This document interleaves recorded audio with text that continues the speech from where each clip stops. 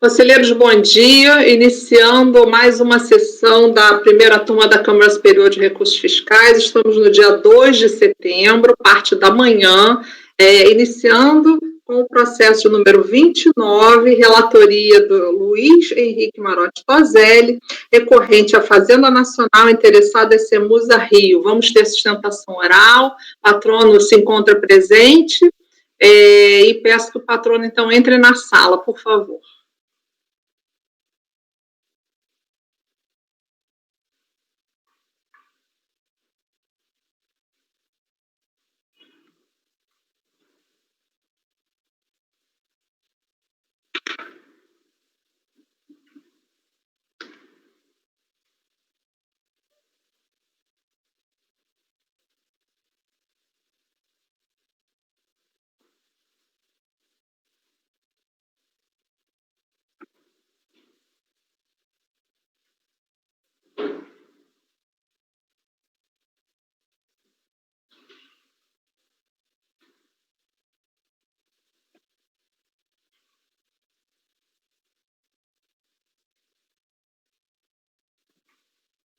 Tainá?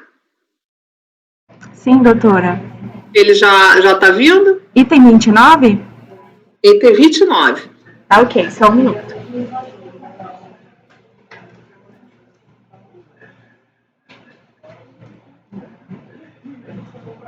Item 29 da pauta, doutor Guilherme Mendes. Seu processo será julgado agora. Por favor, verificar mensagem privada no chat.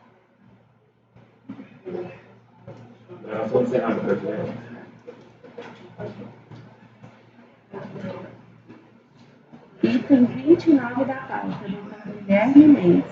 Seu processo será julgado agora. Por favor, verificar mensagem privada no chat.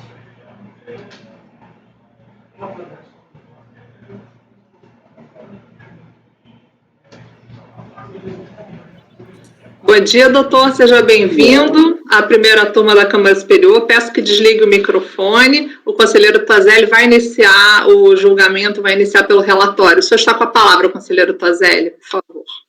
Bom dia, vamos lá. Trata-se de recurso especial de divergência, interposto pela Procuradoria da Fazenda Nacional contra o acórdão número tal, que eu transcrevo aqui a ementa. Estando identificado que a importância de empréstimo bancário repassado à empresa ligada serviu para quitação parcial, amortização de dívida, qual fora contraída em decorrência de sucessão de consórcio, na qual a sociedade repassada era credora, não se sustenta a glosa de juros. Substituindo o lançamento principal, afasta-se também o CSL por decorrência.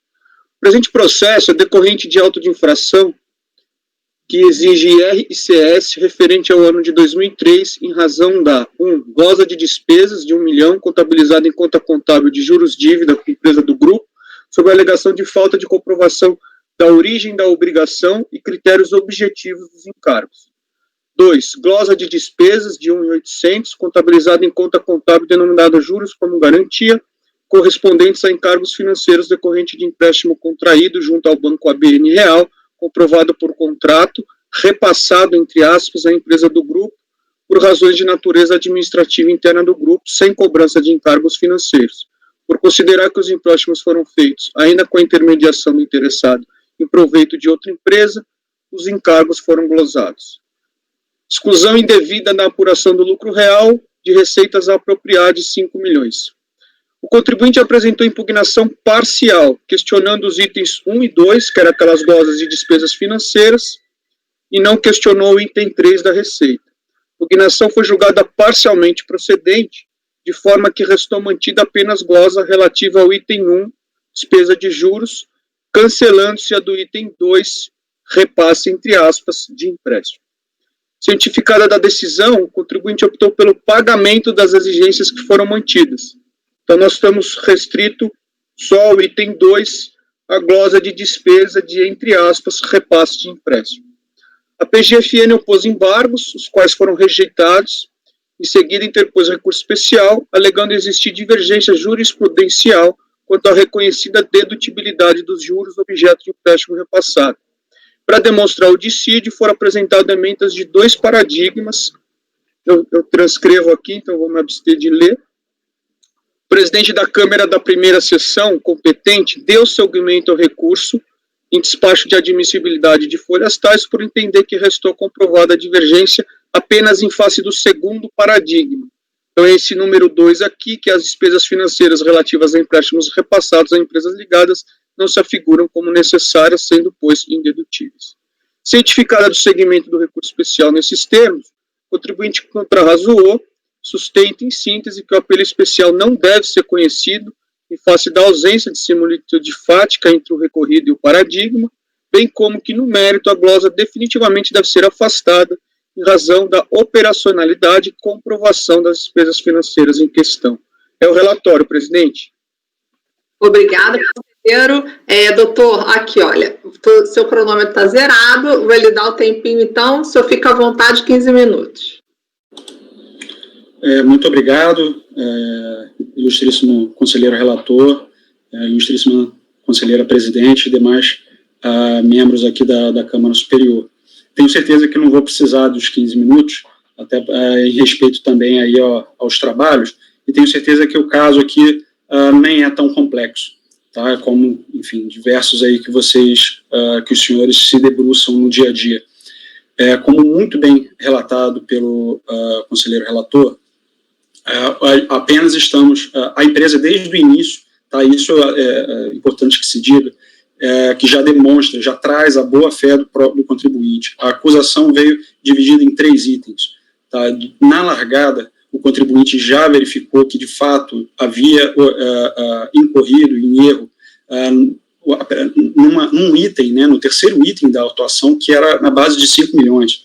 Tá? Os outros itens, né, de juros, né, a questão da dedutibilidade de juros é 1 milhão e alguma coisa, e essa questão da possibilidade da dedução da parcela do contrato de empréstimo na casa de 1,7. Então, assim, a maior parte do auto, de início, o próprio contribuinte reconheceu que estava errado.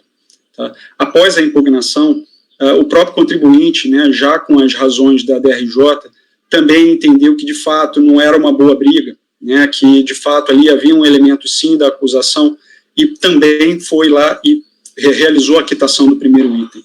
Então, de fato, só fazendo esse parêntese, os senhores estão diante de um contribuinte que avalia muito bem e sabe avaliar quando errou, reconhecer e realizar seu pagamento. Esse é o bom contribuinte, senhores. No caso, em tela, havia um consórcio, a CEMUSA, o grupo CEMUSA, né, que posteriormente, né, acabou sendo adquirido pela JCDecaux, é justamente de publicidade, né? Ela coloca as suas publicidades em pontos de ônibus, banners de metrô, coisas do tipo. Tá? Também totens de aeroporto, né? Todo mundo aí, acredito eu, viaja bastante, já deve ter visto os totens da JCDecaux, né, que antigamente era CEMUSA.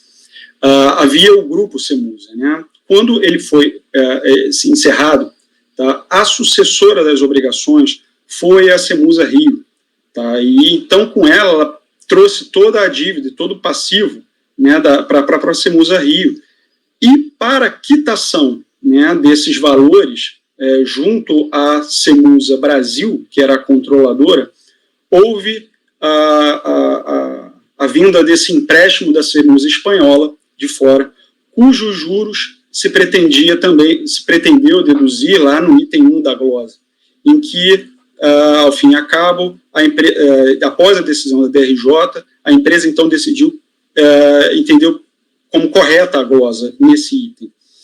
Contudo, com relação a essa questão do empréstimo, a acusação do fisco é bem clara, como trouxe aí o nobre conselheiro relator, de que a acusação do fisco é que haveria um repasse, tá? Mero e simples repasse desse empréstimo entre duas PJs ligadas, o que não é o caso, né? Como disse, havia sim uma razão para isso, tá? E esses fatos foram esmiuçados tanto pela DRJ quanto pela terceira turma da primeira Câmara, né, do CARF, tá?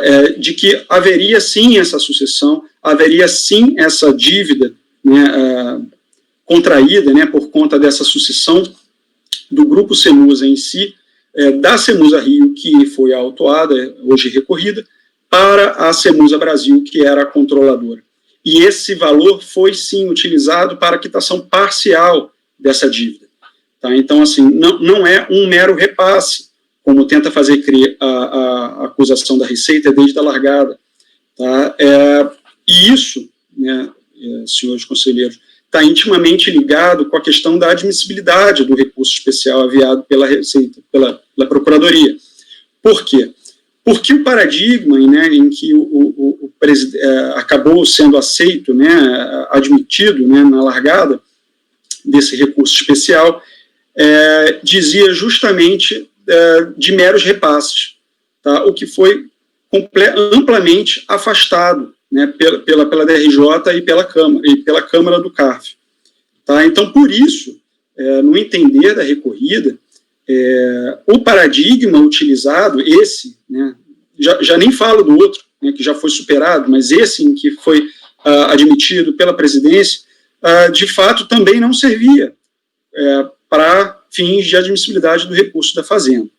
Tá? Por isso, e ainda atento, né, que nessa Câmara Superior a limitação, né, o óbice de envolver questões de fato, a ensejar a modificação desse entendimento, né, dos fatos de que havia sim um passivo a ser quitado e de que houve, né, coloca no acórdão do CARF, vem o número do contrato do empréstimo. Então, assim, esse contrato veio, esse processo tem aproximadamente 1.400, 1.500 folhas, está amplamente documentado esses fatos, né, e, enfim, não seria aqui a Câmara Superior o palco para reanalisar, né, essas provas. Então, concessa vênia está restrito a análise justamente aos fatos que já foram apurados e constaram no próprio acórdão recorrido, né, e que é completamente diferente do que alega a Fazenda para fins de admissibilidade do seu recurso. Na questão do mérito, de novo, não tem muita novidade. Como já disse, estou comprovado nos autos, documentalmente, reconhecido em DRJ e no CARF, de que havia essa dívida e de que ela foi utilizada para amortizar. Então, não nos parece, nesses casos, embora em casos diferentes desse em tela, em que, de fato, houvesse mero repasse, aí sim há discussão, o que não foi o caso. Tá? Nesse caso da Cemusa Rio, está documentado e era necessário, né, contabilmente, tudo registrado, de que não fosse ali submetido à tributação do IRPJ e do seu reflexo da CS. Ilustríssimos conselheiros, eram essas as razões. Não quero mais tomar o tempo de vocês, parece-nos que a questão é bem simples. Muito obrigado pela atenção. Enfim, só finalizando, a recorrida aqui pretende a inadmissibilidade, né, que não seja admitido o resto da Fazenda e, na remota hipótese de um ser que seja desprovido. Muito obrigado. Ok, doutora, obrigada. Conselheiro Tozelli, o senhor está com a palavra. O recurso especial é tempestivo, passa-se a análise do cumprimento dos demais requisitos para o seu conhecimento. Transcrevo 67 parcialmente aqui do RICARF. Como se nota, compete à CSRF, por suas turmas, julgar recurso especial interposto contra a decisão que der à legislação tributária interpretação divergente da que lhe tenha dado outra Câmara, turma de Câmara, turma especial à própria CRF, objetivando, assim, implementar a almejada segurança jurídica na aplicação da lei tributária. O termo especial do recurso submetido à CRF não foi colocado à toa. Trata-se, a toda evidência, de uma espécie recursal específica, mais restrita do ponto de vista processual e dirigida a um tribunal superior que não deve ser confundido com uma terceira instância, justamente porque possui função institucional de uniformizar a jurisprudência administrativa. É exatamente em razão dessa finalidade típica que o principal pressuposto para conhecimento do RESP é a demonstração cabal por parte do recorrente da efetiva existência de divergência de interpretação da legislação tributária entre o recorrido e o paradigma. Consolidou-se nesse contexto que a comprovação do dissídio está condicionada à existência de similitude fática das questões enfrentadas pelos arestos indicados e a dissonância nas soluções jurídicas encontradas pelos acordos enfrentados. Vale dizer, é imprescindível, sob pena de não conhecimento do RESP, sobre uma base fática equivalente, ou no mínimo comparável, tenha-se atribuído um desfecho diferente pelos aplicadores do direito. Como já restou apresentado pelo Pleno da CSRF, a divergência jurisprudencial deve ser comprovada, cabendo a quem recorre demonstrar as circunstâncias que identifiquem ou assemelhem os casos confrontados, com indicação da similitude fática e jurídica entre eles. De acordo com as palavras do ministro Dias Toffoli, similitude fática entre os acordos paradigmas e paragonado, adorei esse termo aqui, vou começar a usar, é essencial, posto que, inocorrente, estar-se-ia a pretender a uniformização de situações fático-jurídicas distintas, finalidade a qual, obviamente, não se presta esta modalidade recursal. Trazendo essas considerações para a prática, forçoso concluir que a similitude fático-jurídico, enquanto critério decisivo para aferir o cumprimento ou não do ônus de demonstrar a divergência jurisprudencial necessária a um manejo especial, apenas se faz presente se, diante do confronto entre a decisão recorrida e os paradigmas ou paradigma, haja uma convicção segura por parte do julgador de que a decisão trazida a título de divergência realmente teria o potencial de reformar o acórdão recorrido, caso a matéria fosse submetida àquele outro colegiado. Caso, todavia, se entenda que o alegado paradigma não é apto a evidenciar uma solução jurídica distinta da que foi dada pela recorrida, não se caracteriza a divergência jurisprudencial prevista no artigo 67, fato esse que seja o não conhecimento do apelo. Nessa situação particular, cumpre observar que, do confronto entre o acórdão recorrido e o paradigma trazido pela PGFN e admitido pelo juízo de admissibilidade, vislumbro que não restou demonstrada a similitude fático-jurídica necessária para conhecimento do recurso. Do voto do acórdão recorrido, extrai-se que, transcrevo aqui parte do voto recorrido, a fiscalização no particular não questionou a assunção da dívida em razão da sucessão do consórcio, mas apenas a desnecessidade da tomada do empréstimo bancário oneroso para amortizar aquela dívida, já que, em seu entender, daquela não corriam juros. Ainda que verdadeira a premissa, é fato inconteste que a dívida existe, de sorte que o repasse do empréstimo bancário assume feição de quitação ou amortização, e assim oponível à imputação de que os juros pagos são desnecessários. Esta linha de raciocínio também colhe a CSLL. Então, a razão de decidir do recorrido foi que não teve efetivamente um repasse. Na verdade, os recursos provenientes do empréstimo foram usados para quitar um passivo e não para emprestar dinheiro. Percebe-se, assim, que o silogismo empregado na decisão recorrida foi o seguinte: 1. A recorrente possuía dívida com sua controladora. 2. Para efetuar o pagamento dessa dívida, a recorrente captou recursos no mercado financeiro, recursos estes que foram transferidos para o credor para quitar o passivo. E 3, como houve liquidação dessa obrigação, ainda que empresa vinculada, os juros incidentes sobre o empréstimo são operacionais e, portanto, dedutíveis.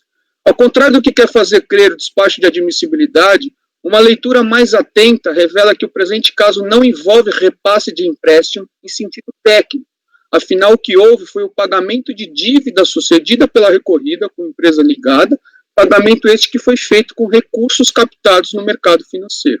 O paradigma, por sua vez, revela circunstância fática totalmente diferente da que estamos ora tratando, ou seja, a de repasse de empréstimo propriamente dito, dentro de um grupo econômico, e a juros menores daqueles que haviam sido contraídos no mercado, levando a fiscalização corretamente a gozar a diferença maior a título de despesa financeira, juros incorridos menos juros cobrados.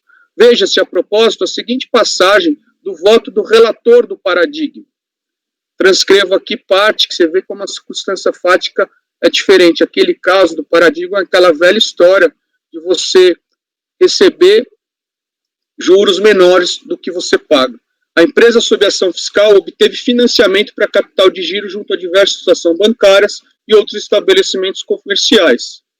Esses empréstimos geraram encargos mensais para contribuintes fiscalizadas, e aí ele coloca as taxas médias que variavam de 1,8 a 2,04.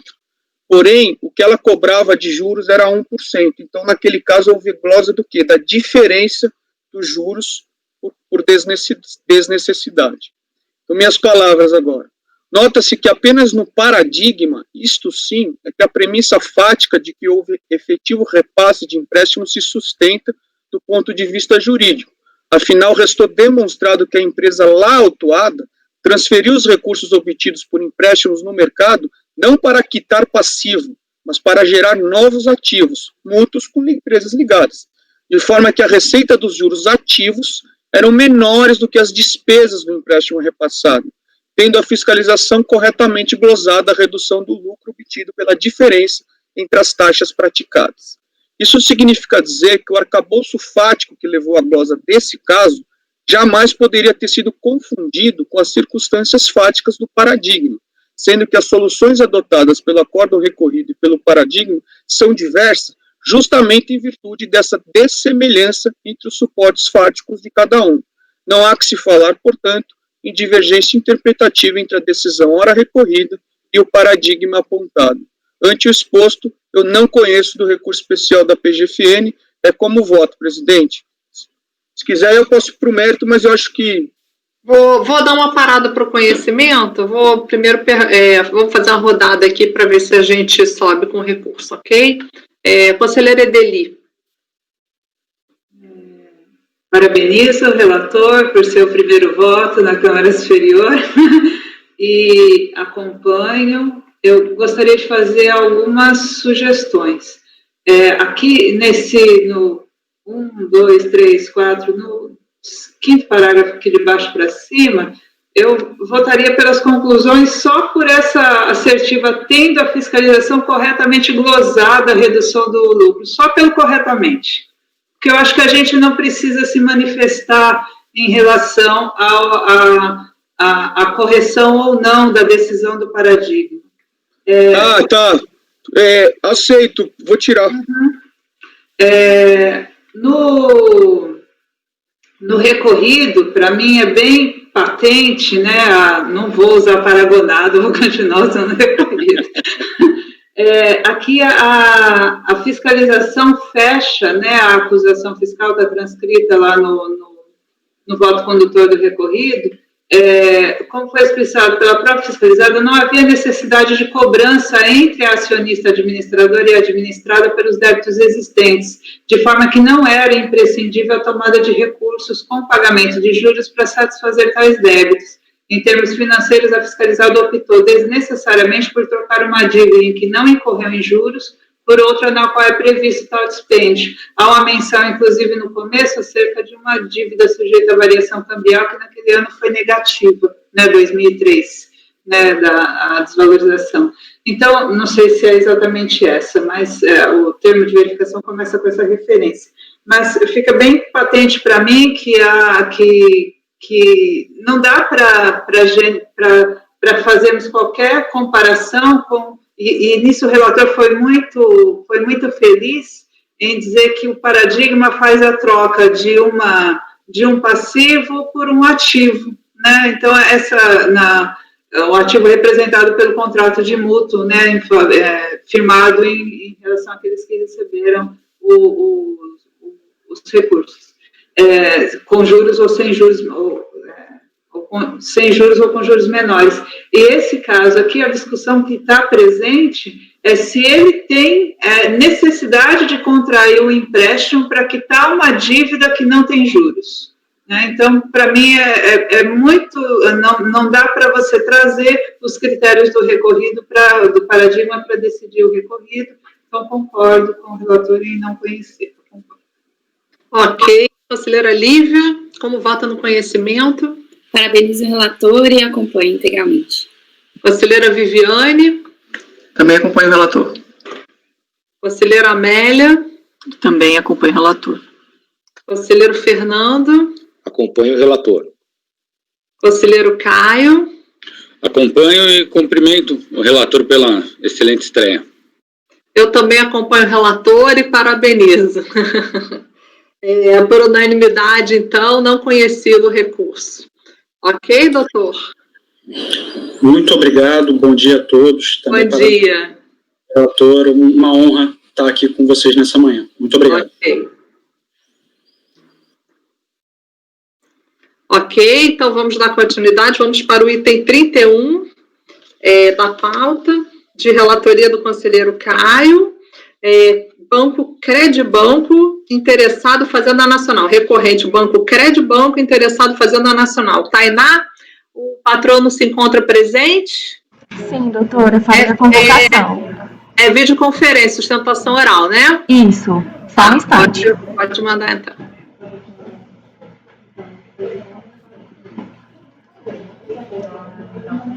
Item 31 da pauta, doutora Ana Paula, seu processo será julgado agora. Por favor, verificar mensagem privada no chat.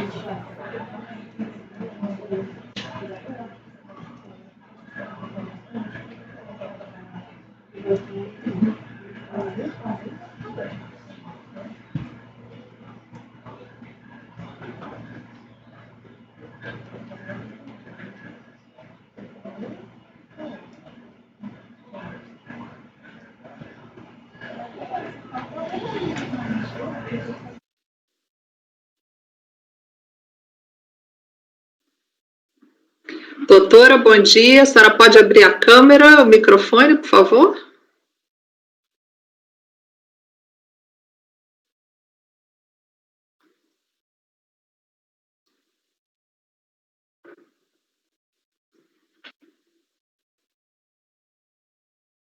Doutora Ana Paula, bom dia.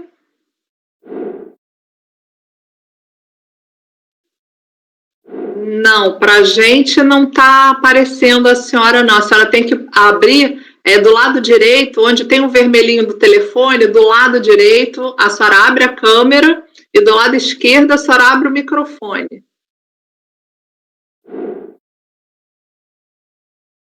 Não, para a gente... Alguém está vendo a doutora Ana Paula? Não, nenhum de nós. Às vezes, quando a gente entra com a câmera fechada, ela se recusa a abrir. Eu sugeriria sair e voltar de novo já com a câmera aberta. Então, por favor.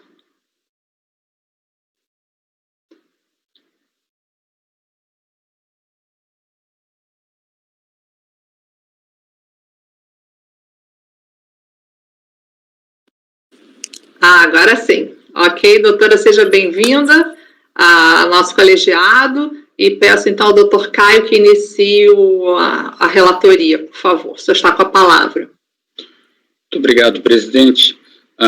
Só um minutinho, doutor Caio. Por favor, agora a senhora pode desligar o microfone. Só o microfone. Obrigada. Bom, obrigado. Retomando. Trata-se de recurso especial interposto pelo contribuinte em face do acórdão final 977, proferido em sessão de 2 de agosto de 2011 pela terceira turma especial da primeira sessão, que, ao julgar os embargos de declaração opostos pela Fazenda Nacional, anulou o acórdão anterior de final 722, proferido em dezembro de 2010, que havia julgado no mérito o recurso voluntário do contribuinte, dando-lhe provimento, para, então, nessa anulação, reconhecer a concomitância desse contencioso administrativo com a via judicial, aplicando inclusive súmula 1. Então, eu trago aí a ementa do acórdão recorrido. Em resumo, a contenda em seu mérito, né, tem como objeto a atuação do CSLL, referente a lucros auferidos no exterior por filiais e sucursais da contribuinte, no ano de 1996, que, então, pela alteração da nossa legislação, teriam sido disponibilizados, né, na jurisdição nacional no ano calendário de 2000, né, que teriam sido, então, também mantidos à margem da tributação pelo contribuinte. Mas registre-se, porém, que o celeuma que prevalece é apenas em relação da incidência ou não da súmula CARF número 1, em razão da suposta concomitância. Trago aqui trecho do relatório do acórdão recorrido. Resumindo, a DRJ nega provimento à impugnação apresentada, mantendo integralmente o lançamento de ofício. A contribuinte vem ao CARF com recurso voluntário, que acaba tendo o seu provimento inicialmente provido. Quando do julgamento do apelo, em face desse provimento, a Fazenda entra com os embargos e reforma-se. Então, anula-se, né, o primeiro acórdão, porque a Fazenda Nacional noticia né, em sede de embargos, a existência do mandado de segurança, final 665-5, em trâmite no TRF2. Nesse sentido, o relator entendeu que não haveria omissão, contradição ou obscuridade, mas em face dessa notícia, ele entendia pela incidência da súmula CARF número 1. Então, diante disso, o contribuinte interpõe um recurso especial, trazendo acórdãos paradigmas que trataram exatamente da inocorrência da concomitância, quando essas ações, ainda que ajuizadas, o que não se questiona, teriam sido extintas sem o julgamento do mérito. Então, processada pelo especial, esse teve seu segmento acatado pelo despacho de admissibilidade, entendendo que ficou configurada a demonstração do dissídio jurisprudencial, e na sequência a Procuradoria apresenta suas contrarrazões, na qual defende a incidência da súmula e a manutenção do acórdão. Na sequência foi distribuído, presidente. Ok, doutora, olha aqui, ó, tá zerado seu cronômetro, vou iniciar, a senhora fica à vontade, dentro do tempo regimental, 15 minutos. Obrigada, presidente, bom dia a todos. O caso foi bem relatado, eu só vou aqui trazer alguns pontos que eu acho importantes para o entendimento do caso. Em 2001, foi impetrado um mandado de segurança preventivo, isso é fato incontroverso, como o doutor Caio disse, e esse MS tinha o mesmo objeto que foi tratado aqui no processo administrativo. Porque em 2004 foi lavrado o auto de infração sobre a mesma matéria, né? Então, o MS é de 2001, ele foi extinto sem resolução do mérito por falta de condições da ação lá, né? Então, foi aplicado o artigo 267 do CPC, então não teve análise de mérito nesse mandado de segurança. E aí, em 2004, posteriormente, né, foi lavrado esse auto de infração que decorreu esse processo administrativo que está sendo analisado. No conhecimento, eu queria destacar aqui que, no presente caso, foi extinto sem resolução do mérito por falta de condições da ação. Já nos paradigmas, também foi extinto sem resolução do mérito, mas por desistência da ação. Mas aqui a gente entende que os fatos, a consequência é a mesma, ou seja, em todos os casos, no presente e nos paradigmas, o mérito da questão não foi analisado, né? Então, esse auto de infração, então o recurso tem que ser conhecido, e aí no mérito, gostaríamos de apontar que o auto de infração, ele foi totalmente cancelado por um primeiro acórdão proferido pela turma ordinária, e aí a Fazenda opôs embargos, trazendo esse mandado de segurança lá de 2001, informando esse mandado de segurança, falando que haveria, então, concomitância. Então, foi proferido um novo acórdão, anulando aquele primeiro que analisava o mérito da demanda, e aplicando a súmula número 1. E aí eu queria destacar aqui que no acórdão recorrido, né, o acórdão que analisou os embargos da Procuradoria, eu só queria pedir licença para ler um trechinho aqui que ele fala: com efeito, a súmula número 1 do CARF tem a finalidade de que não se realize a discussão administrativa quando a matéria esteja sobre o crivo do Poder Judiciário, pois cabe a este sempre a última palavra nos litígios, nos termos do comando constitucional. A Procuradoria também, nos embargos, quando ela informa esse MS, ela fala que teve o mesmo objeto e teve coisa julgada naquele caso. Só que o contribuinte entende que não. Porque não teve a análise aqui do Poder Judiciário, então a última palavra não foi dita pelo Poder Judiciário e não se formou coisa julgada material. Então, este CARF poderia analisar essa questão. E duas, porque não teve aqui o conflito de decisões, porque não teve análise do mérito pelo Poder Judiciário para conflitar com a decisão do CARF. Então, o contribuinte entende que este conselho pode sim proferir decisão, já que não foi proferida na ação judicial, então não teria ocorrido essa concomitância. Então, nesses termos, nós pedimos o provimento do recurso especial. Obrigada. Ok, obrigada, doutora. Doutor Caio, o senhor está com a palavra. Muito obrigado. Bom, admissibilidade, inicialmente reitera-se a tempestividade do recurso especial do contribuinte, considerando a data da sua interposição, o conhecimento está sujeito à hipótese do artigo 67 da portaria 256/09. Como relatado, a Fazenda Nacional questiona apenas o mérito do apelo do contribuinte em contrarrazões, mas, preliminarmente, registre-se que, não obstante a norma incutida no parágrafo 3º do artigo 67 do RICARF vigente vetar o conhecimento do especial tirado contra acórdão que aplica entendimento estampado em súmula deste egrégio CARF, a hora recorrente, de maneira diligente e dialética, que é o que importa, esclarece tecnicamente que o objeto da sua insurgência é precisamente a ausência de hipótese nesta contenda para a correta aplicação da súmula CARF número 1. Então, manobra precisamente reconhecida antes, preliminarmente, pelo próprio despacho de admissibilidade. Eu faço essa observação, pois, conforme já defendido anteriormente por esse conselheiro, já no âmbito dessa Câmara Superior, ainda que o parágrafo 3º do artigo 67 do RICARF carregue uma regra bastante objetiva, que limita o manejo do recurso especial, ainda é possível que a parte recorrente valha-se da demonstração analítica expressa e específica da ocorrência de aplicação indevida, incorreta ou descabida de entendimento sumular, de modo que aí sim, satisfatoriamente, acaba por questionar a existência deste óbice processual previsto no regimento. Prosseguindo, não havendo então tal óbice, considerando o arcabouço fático envolvido na presente demanda, o mandado de segurança final 665 e seu trâmite noticiado e comprovado nos autos, temos que os acórdãos,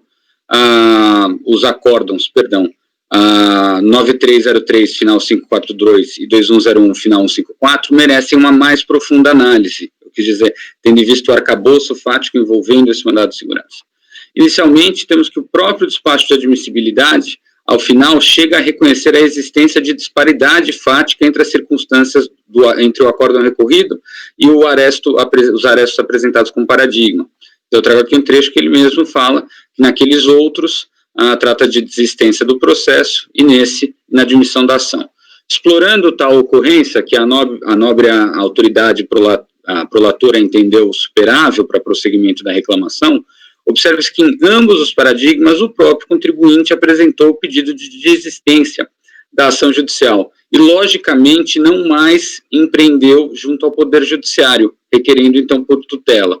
Então, eu trago aqui a prova de que, do reconhecimento e da incontrovérsia desses fatos no arcabouço dos dois paradigmas.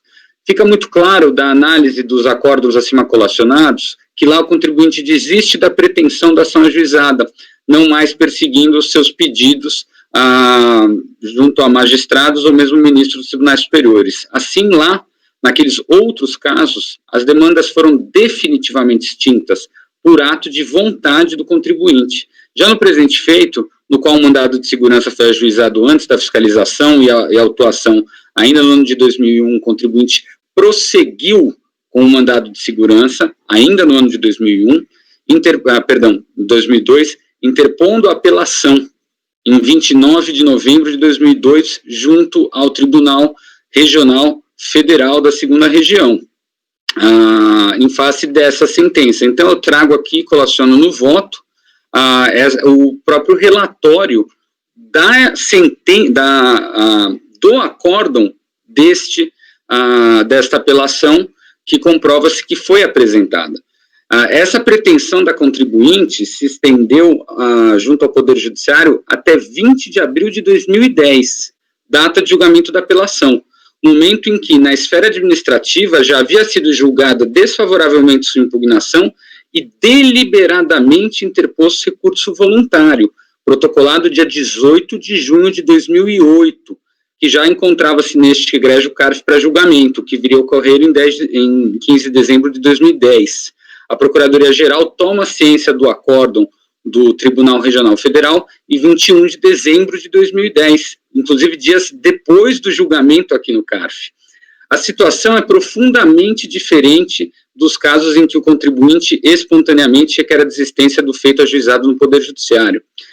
Na situação em tela, o contribuinte não se conformou com a extinção do processo sem julgamento do mérito e se insurgiu por meio de apelação ao TRF da 2ª Região, pleiteando, inclusive, julgamento material da causa, que é o que a gente vê, inclusive, no relatório que eu trouxe no voto, enquanto, paralelamente, ele peleava junto à administração tributária. A postura processual da hora recorrente se revela, em relação à extinção da ação judicial, diametralmente oposta àquela apurada nos arestos. Ou seja, enquanto o contribuinte ele entra com a apelação é um ato de vontade único, e depois disso o processo se impulsiona, o contribuinte não precisa diariamente, né, ficar reiterando o seu pedido por tutela, ou seja, enquanto havia um pedido de apelação para julgar procedente o mérito da causa dela, o contribuinte chegou a apresentar, inclusive, recurso voluntário. Ficou a apelação conclusa de 2002 a 2010, e o recurso voluntário foi praticado em 2008. Então, no entender deste conselheiro, é evidente a inexistência da necessária e bastante similitude fática entre os acórdãos paradigma e o acórdão recorrido, mormente em relação às circunstâncias relevantes para a tese jurídica aventada, não podendo ser conhecido, então, desde plano, o especial da contribuinte, porque nos paradigmas houve a desistência definitiva, a extinção, e nesse contribuinte tentou, paralelamente, ter a sua pretensão provida pelo Poder Judiciário. Essa admissão, presidente. Ok, vamos fazer a votação do conhecimento. Então, começando com a conselheira Ideli, a senhora já está preparada para votar, conselheira? Ok, então vamos lá. Sim, perfeito o trabalho, voto extremamente facilitado pela qualidade argumentativa do relator. De fato, as condutas são substancialmente distintas, né? Quando os paradigmas invocam o fato de ser a desistência, né, uma conduta suficiente para se permitir a discussão da matéria no âmbito administrativo, né, eles fazem isso sob um pressuposto evidente, né, o contribuinte pode ter errado na hora de propor, né, e optado, não que eu concorde com a decisão dos paradigmas, mas essa conduta, né, ela traz uma carga fática que é determinante para a decisão. Por isso que, embora a desistência também seja causa de extinção do processo sem julgamento do mérito, né, ela é uma causa distinta, né, ela decorre de uma motivação diferenciada daquela, né, que resultou aqui no caso, no caso dos autos, a extinção do processo sem julgamento do mérito, né, e essa litigância em paralelo, né, contra a decisão de extinção sem julgamento do mérito, né, isso é um acréscimo significativo, né, para demonstrar a diferenciação fática, e por isso eu acompanho o relator. Ok, conselheira Lívia, como vota?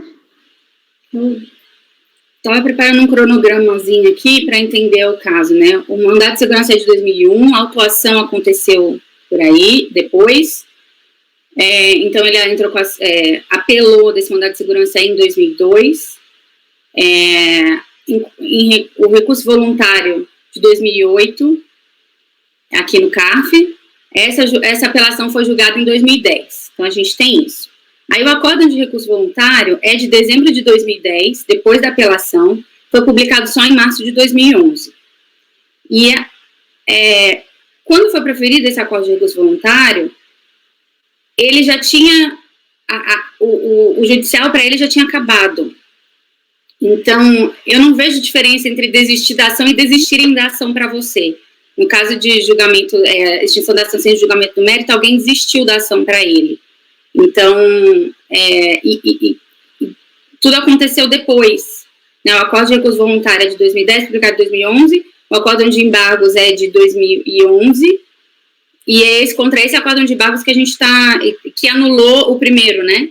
Então, acho que o Caio quer falar se tem alguma coisa. Vou passar a palavra para ele, pode deixar que eu já vi que ele está com a mãozinha levantada. Pois não, doutor Caio, pode soltar com a palavra. Eu queria fazer só um esclarecimento fático, doutora Lívia, então, porque então vamos lá, é só da linha do tempo, ok? Não é nem sobre a sua argumentação, para ficar bastante claro. O mandado de segurança é ajuizado em 2001, ok? Ele é, naturalmente, com uma decisão distinguindo pelo 267, meses depois vem a sentença, né, porque não teve mérito, então nem chegou nas fases, né? Então, ainda em 2001 vem sentença terminativa sem julgamento de mérito. Em 2002, ele entra com apelação. Aí, 1 ano e meio depois, vem a autuação do fisco, 2004. Então, tem 2001 ajuizamento, 2001 sentença, 2002 apelação, só judiciário. 2004, autuação da Receita Federal, ok? Enquanto o contribuinte é autuado, eles têm um pleito de apelação para o TRF2 julgar no mérito, que não foi informado em fiscalização, inclusive. Aí, ainda conclusos os autos, em 2008, vem a decisão da DRJ, que naturalmente dá ensejo ao voluntário, ainda conclusos a apelação. Aí existe o julgamento, aí a data realmente é muito próxima. O julgamento do TRF, que mantém a sentença, ele é em novembro de 2000 e... Deixa eu voltar aqui no meu voto. Ele é... 2010. Ele é em novembro de 2010. O julgamento, né, doutora Lívia? Apelação? Peraí, eu tenho... Nossa, eu entrei para esclarecer esse finzinho, agora eu mesmo estou tendo que consultar. Tá aqui, ó. Eu tirei do seu voto. Isso. Aqui, ó, o julgamento... Foi antes do recurso. Perdão, era isso que eu queria dizer. O julgamento do voluntário, aqui no CARF, é em 15 de dezembro. E o julgamento da apelação é em 21 de dezembro, 6 dias depois. Então, mas o voluntário só foi publicado... Olha só, vamos só quero esclarecer que no momento... Olha só um minuto, conselheiros. Eu peço encarecidamente para a gente não ter esse... Assim, vamos devagar para todo mundo poder entender, porque todos nós estamos interessados no debate. Então, por favor, a doutora Lívia faça a pergunta, o doutor Caio responda. A dinâmica fica assim, para a gente poder compreender o que está acontecendo. Por favor, doutor Caio, pode responder a doutora Lívia.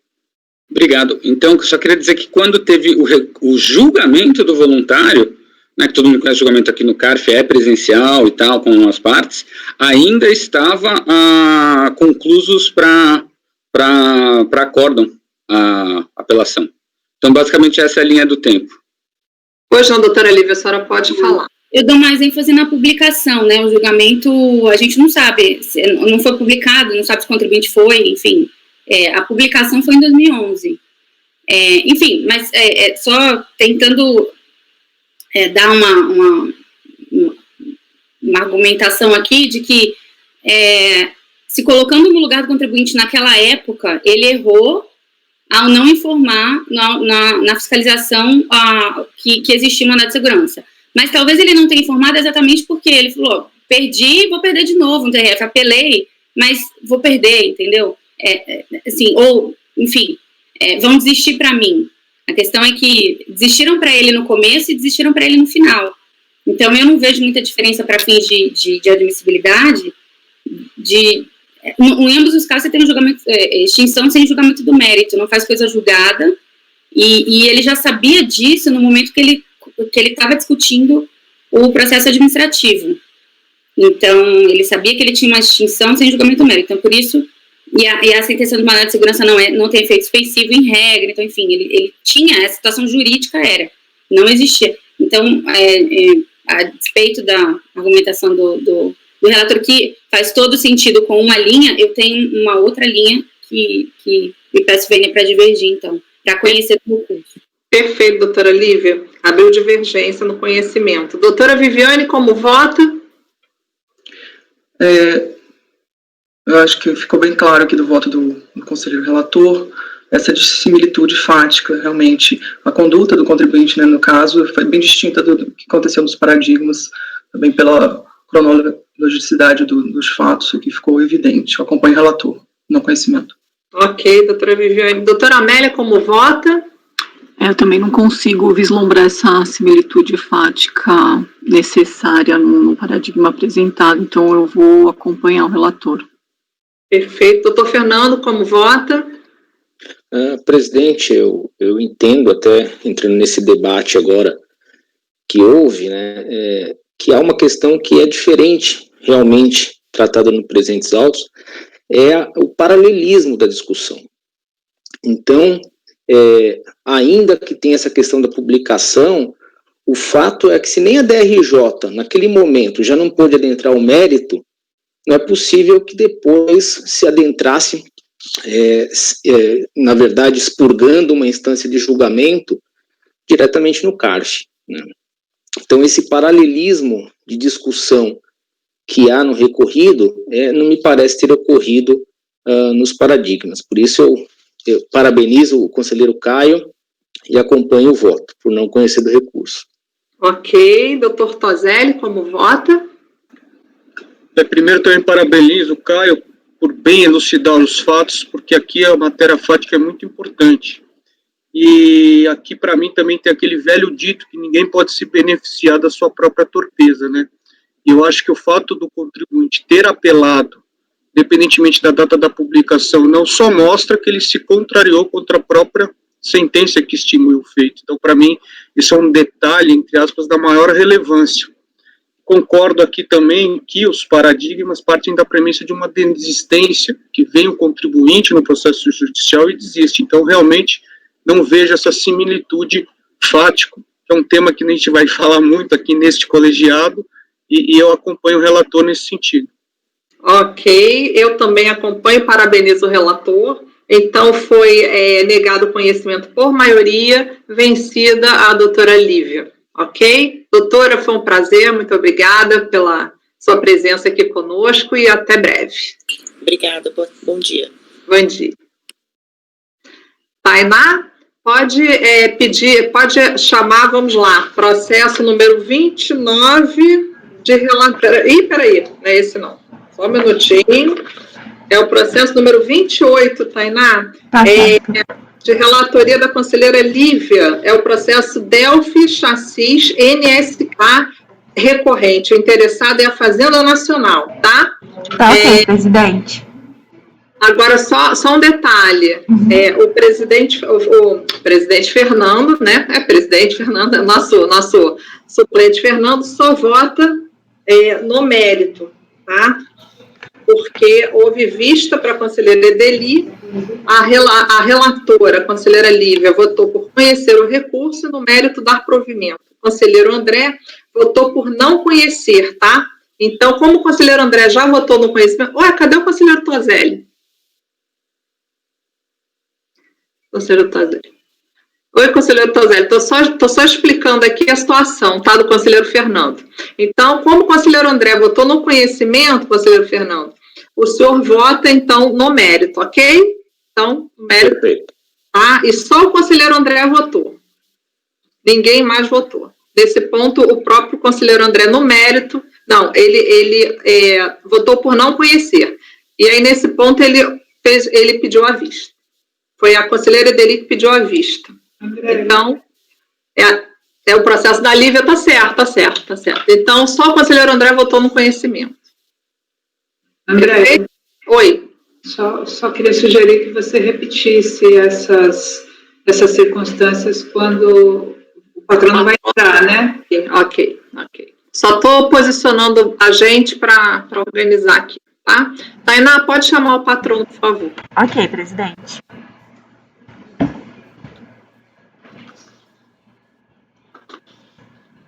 Item 28 da pauta, doutor Guilherme Almeida, seu processo será julgado agora. Por favor, verificar a mensagem privada no chat.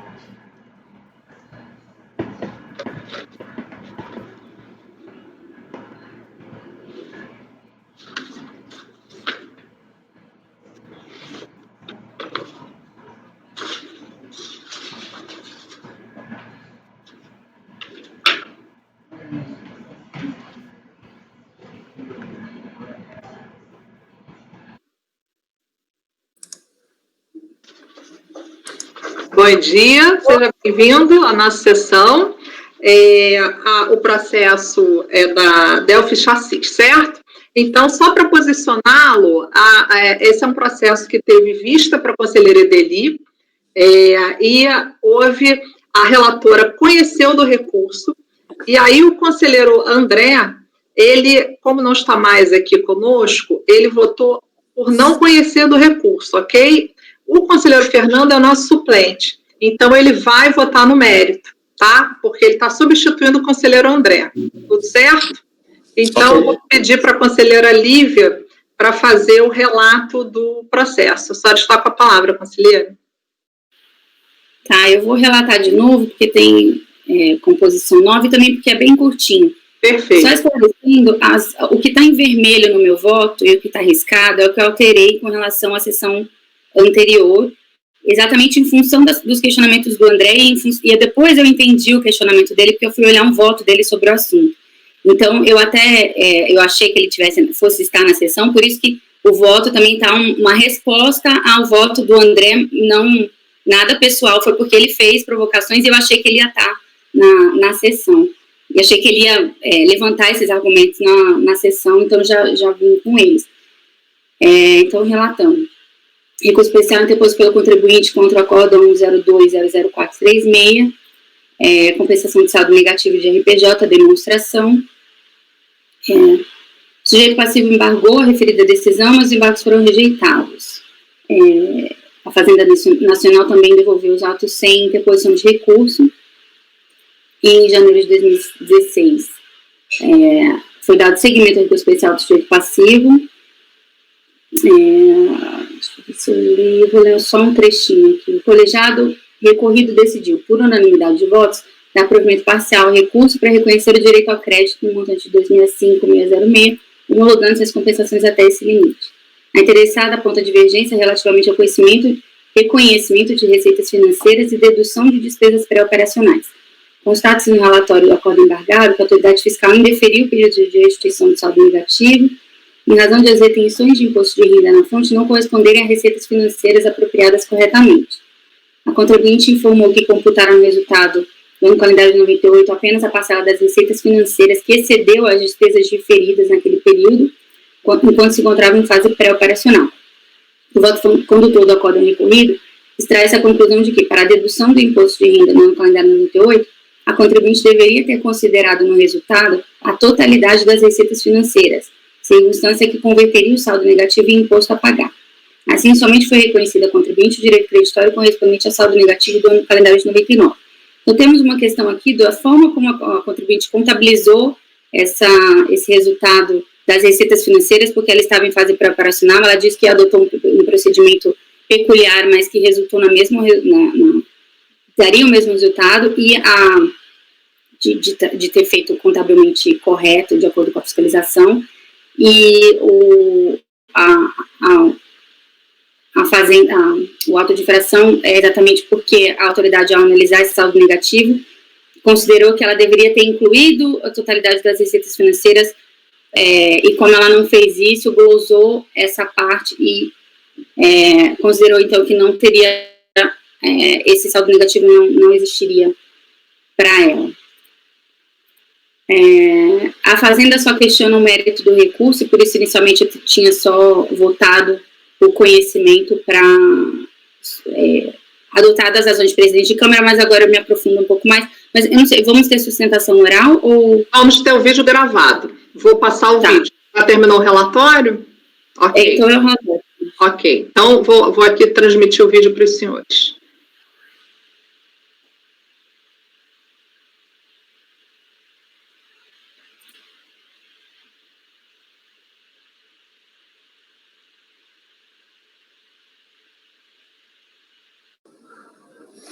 Bom dia, senhores conselheiros, senhora relatora. Eu vou passar a exposição do caso e nos próximos momentos eu vou projetar os nossos memoriais na tela enquanto eu sigo com os argumentos da recorrente. Bom, o valor controvertido no presente processo se refere ao saldo negativo de RPJ de 1998. Esse saldo negativo foi composto basicamente por imposto de renda retido na fonte sobre receitas financeiras da recorrente. À época dos fatos, em 1998, a recorrente estava em fase pré-operacional. Então, por essa razão, nos termos da legislação, a recorrente ofereceu à tributação o valor líquido das receitas financeiras que superou as demais despesas. Esse oferecimento à tributação foi feito diretamente por adição no LALUR, desse valor líquido. Então, a partir desse cenário, as autoridades fiscais e o acórdão recorrido reputaram que não haveria o direito ao cômputo do imposto de renda retido na fonte sobre as receitas financeiras, uma vez que essas não teriam sido integralmente oferecidas à tributação. Começando pela admissibilidade do presente recurso especial, a recorrente demonstrou cabalmente a divergência entre o entendimento firmado no acórdão recorrido e o entendimento firmado no acórdão de número 14.02.001.61. No acórdão recorrido, ficou consignado o entendimento de que o total das receitas financeiras deveria ter sido considerado no resultado para que o valor integral do imposto de renda retido na fonte sobre essas receitas pudesse ter sido considerado no saldo negativo. Por outro lado, no acórdão paradigma, restou claro o entendimento de que, durante a fase pré-operacional, como é o caso da recorrente, era o caso da recorrente à época, apenas o saldo positivo das receitas financeiras seria adicionado, garantindo-se ainda assim que o total do imposto de renda retido na fonte sobre essas receitas financeiras fosse computado no saldo negativo do período. Então, demonstrada a divergência entre o entendimento dos dois acórdãos, deve ser conhecido o presente recurso. Nesse ponto, ainda em relação à admissibilidade, cabe um comentário adicional. Isso porque, na sessão do dia 8 de julho, foi levantado que poderia haver uma distinção entre o acórdão recorrido e o paradigma. O fundamento desse entendimento seria o fato de que, no acórdão paradigma, as despesas operacionais teriam superado as receitas financeiras, de forma a absorvê-las por completo. Bom, no entanto, na visão da recorrente, o ponto relevante do acórdão paradigma, como foi demonstrado ao longo do presente caso, é a validação do procedimento adotado, de reconhecimento e resultado apenas das receitas financeiras líquidas das despesas. E esse procedimento foi efetivamente validado por esse acórdão paradigma, especialmente ao encampar as razões expostas na solução de consulta COSIT número 32 de 2008, que é, inclusive, um dos fundamentos citados pela recorrente no presente caso. Então, nesse ponto, o acórdão paradigma, inclusive, menciona o procedimento que seria correto no caso de as receitas financeiras superarem as despesas operacionais, como ocorreu no presente caso.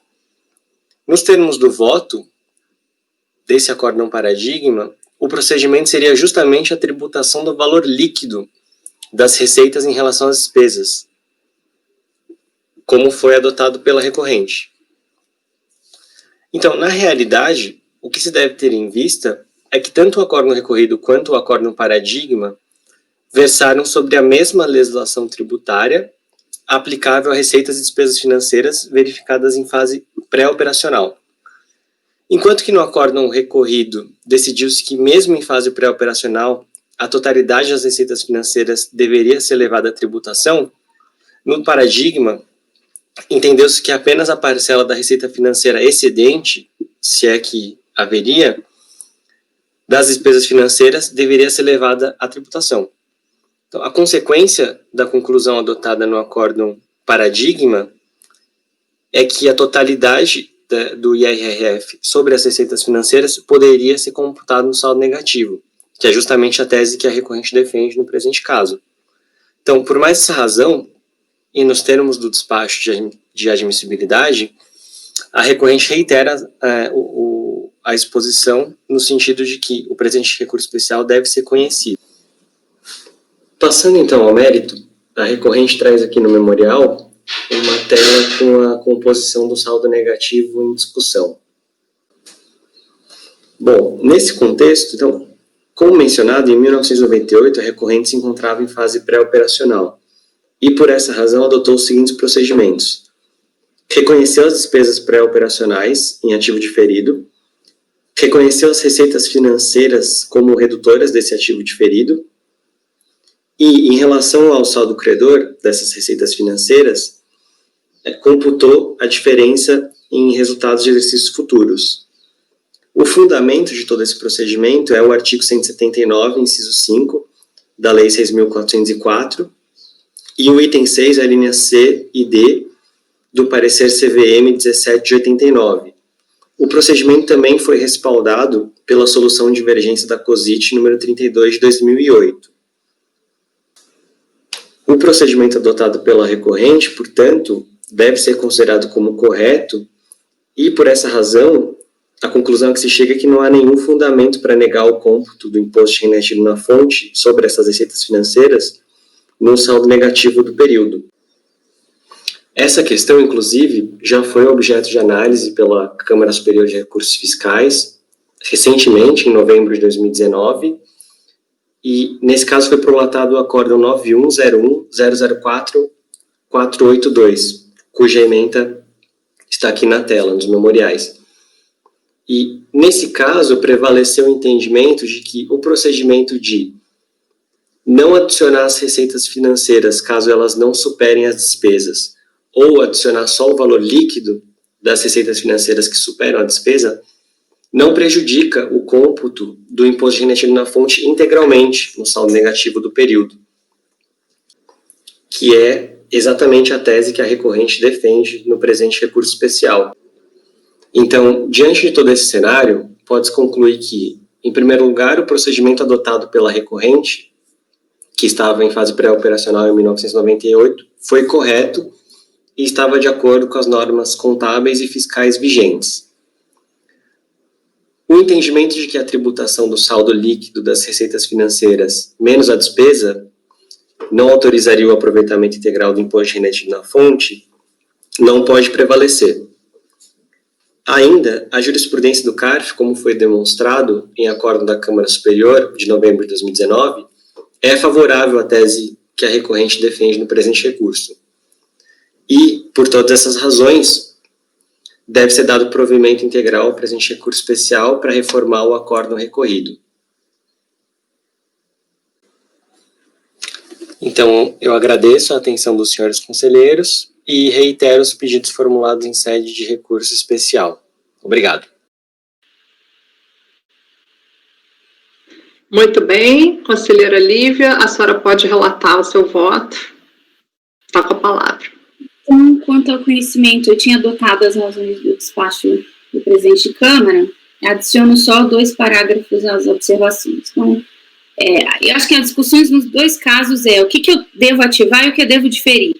Então, e as circunstâncias específicas de, nesse caso, despesa operacional foi superior às receitas financeiras, isso é circunstância fática que não altera o direito que foi decidido.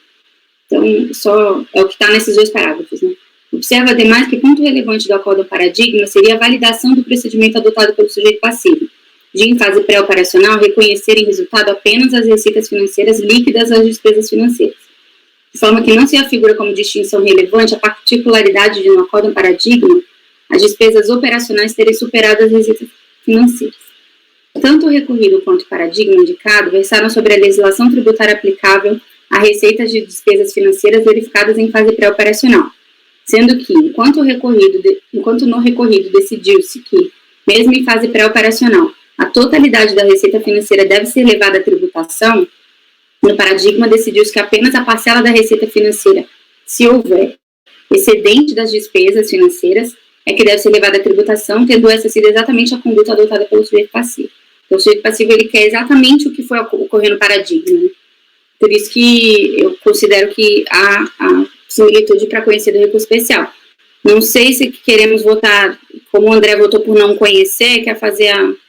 Sim, doutora Lívia, vamos fazer o seguinte, vamos dar uma rodada do conhecimento, tá? Porque o doutor André já votou por não conhecer, e aí a gente segue porque houve vista da doutora Edeli, tá? Aí eu peço à doutora Edeli para se pronunciar também, e em seguida faremos a votação do mérito com a presença do conselheiro Fernando, ok? Essa é a dinâmica.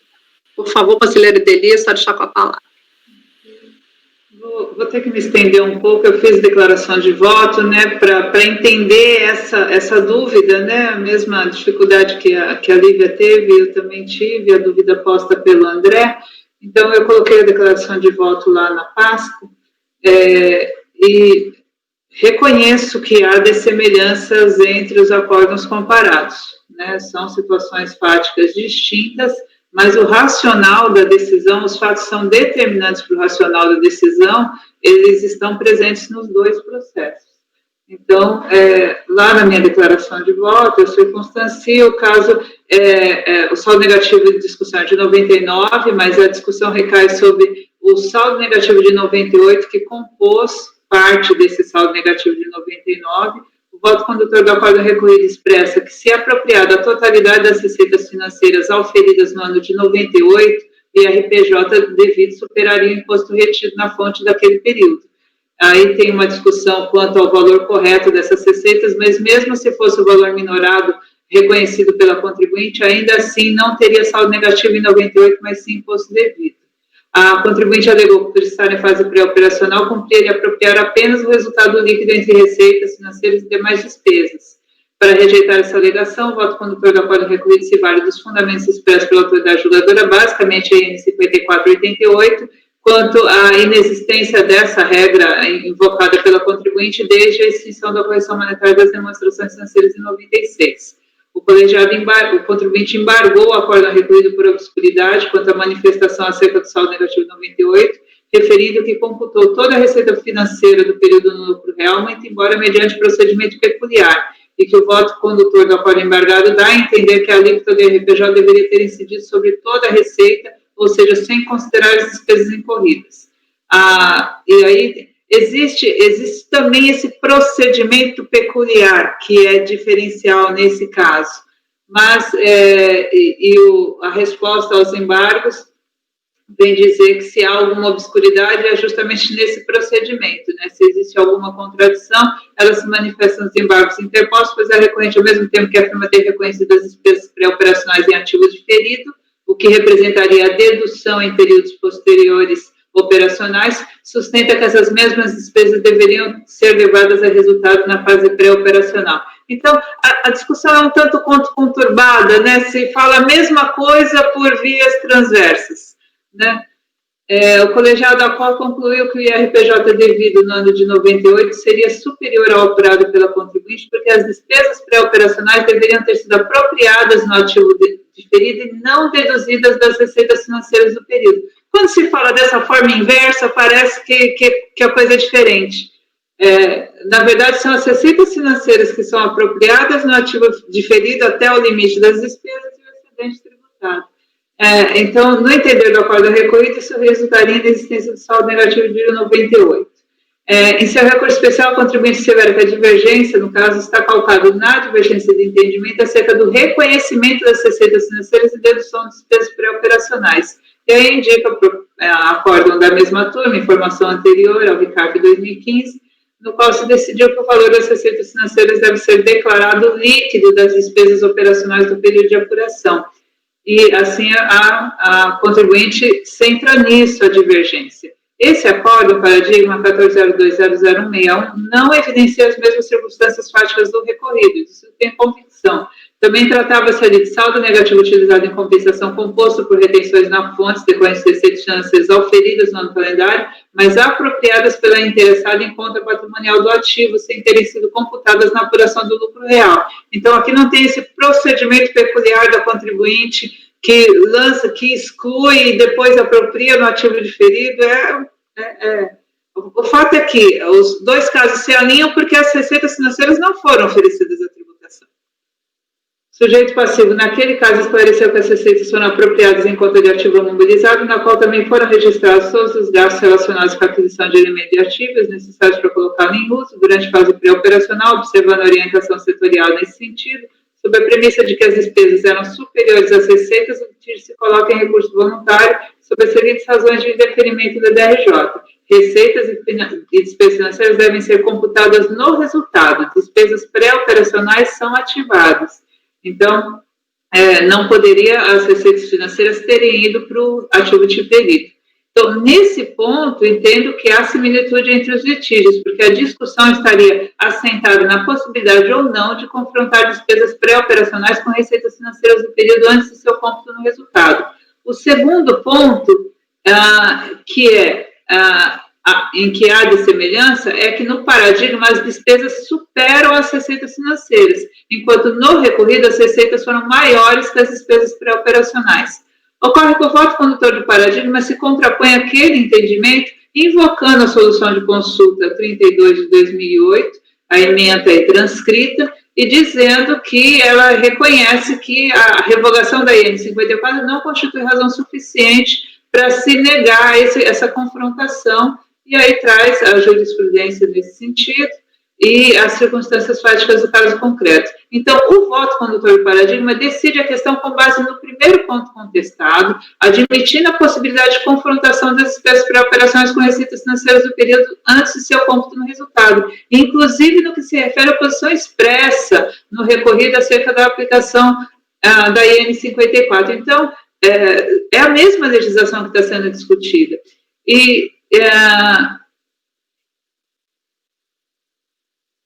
Isso porque a nova orientação decisória da Receita seria no sentido de que o regime de competência, ativo diferido, possibilidade de confrontação, E transcrevo na íntegra essa ementa porque ela vem, tal diferença diminuirá o total das despesas operacionais registradas, devendo haver tributação apenas quanto o referido estado ultrapassar o total das despesas pré-operacionais. Então, é certo que o paradigma decide a questão posta com base na primeira alternativa expressa na sua orientação decisória. Como as receitas financeiras do período eram inferiores às despesas financeiras, o saldo negativo fica registrado no ativo diferido. Em consequência, as retenções deduzem e constituem saldo negativo. Contudo, claro está que se esse colegiado que proferiu o paradigma estivesse frente à situação em que as receitas financeiras superassem as despesas do período, admitiria que a diferença diminuirá as despesas operacionais, devendo ser tributado o restante. E esse entendimento é claramente divergente, na minha opinião, do que restou, do que orientou o acórdão recorrido, maiormente tendo em conta o que esclarecido em face dos embargos, que a contribuinte não pode apropriar as receitas financeiras no ativo diferido. O reconhecimento das despesas pré-operacionais em ativo diferido e a mencionada conduta de levá-las ao resultado significa exatamente que as receitas financeiras foram confrontadas com os valores ativados e apenas seu valor líquido acresceu ao resultado do período. Sob esta ótica, apesar de haver de fato semelhanças entre as circunstâncias práticas dos acórdãos comparados, elas não são suficientes para impedir a caracterização do despejo. Os acórdãos comparados divergem quanto à possibilidade de confrontação de receitas financeiras com as despesas pré-operacionais, e o fato desta confrontação consumir integralmente ou parcialmente as receitas financeiras é irrelevante para a conclusão quanto à possibilidade de dedução das retenções correspondentes, vez que esta foi pautada no não oferecimento à tributação das receitas financeiras. Eu fiz uma ponderação aqui em face de um parágrafo que, pelo que eu vi, a Lívia já alterou no voto dela, mas essa frase aqui, que é a que me incomoda, ela permanece. Então, depois eu faço o ajuste necessário, vou expressar de acordo com a redação original do voto. Cumpre esclarecer ainda que não se compartilha aqui da ressalva da ilustre relatora, no sentido de que, no processo, o sujeito passivo não pretendeu apropriar a totalidade do fonte, ao mesmo tempo postergar a tributação de parte da receita que deu origem a tais retenções. A conselheira Lívia havia dito, o caso em questão não trata de diferimento de receitas inferiores a despesas auferidas em fase operacional. No caso, nenhuma parte das receitas que deram origem às retenções permaneceu registrada em conta diferida. Pelo contrário, a totalidade das receitas foi confrontada com as despesas, adicionando-se a diferença positiva no valor. Porque quando o acórdão recorrido fala que as receitas foram registradas no ativo diferido, ele está justamente dizendo que elas reduziram as despesas do período, né? Porque a receita não vai ficar registrada lá, né? Então, ressalto que não está, no que estava escrito antes, né, a conselheira Lívia havia dito que não está em discussão a questão sobre se o IR pode ser aproveitado na hipótese em que parte da receita que deu origem à retenção foi diferida. Se eu aceitasse essa premissa, para mim o dissídio não se estabeleceria, porque o paradigma tratou precisamente da possibilidade de diferimento das receitas financeiras, vez que admitiu sua prévia confrontação com as despesas pré-operacionais, do que decorre a redução do resultado do exercício e a transposição do efeito desta receita financeira não oferecida à tributação para o momento futuro, no qual, ao realizar o ativo diferido, a contribuinte deduzirá valores reduzidos por aquela confrontação com as receitas financeiras. Então, entendo que é sim diferimento de tributação, embora não seja mediante a adição das receitas no futuro, mas sim mediante dedução de despesas reduzidas. No presente caso, como destacado pelo contribuinte ao longo do contencioso, o procedimento contábil fora peculiar, porque depois de confrontar receitas e despesas e alcançar resultado positivo, a diferença foi revertida para a conta de resultado de exercícios futuros, não integrou o resultado do exercício. Mais ato contínuo, o contribuinte teria adicionado ao lucro real o valor assim suprimido do resultado, procedimento que ensejaria o mesmo resultado prático, ao menos para fins de apuração de RPJ daquele orientado no paradigma, qual seja a apropriação das receitas para redução das despesas pré-operacionais, mantendo o excedente das receitas no lucro sujeito à tributação. Assim, o litígio aqui posto diz respeito essencialmente à possibilidade de dedução das retenções na fonte, correspondentes a receitas financeiras diferidas, em razão de sua prévia confrontação com as despesas pré-operacionais, em procedimento que resultará em aumento do lucro tributável apenas no futuro, quando realizado esse ativo diferido minorado pela prévia confrontação com as receitas financeiras. Então, tentando estabelecer os sinônimos dentro desses dois paradigmas, desses dois acordos confrontados, entendo que eles falam a mesma coisa, embora a partir de situações práticas divergentes, mas não na parte que é determinante para a decisão, e entendo que o paradigma reformaria o recorrido, então, por isso, conheço do recurso especial da contribuinte. Ok, doutora Edeli.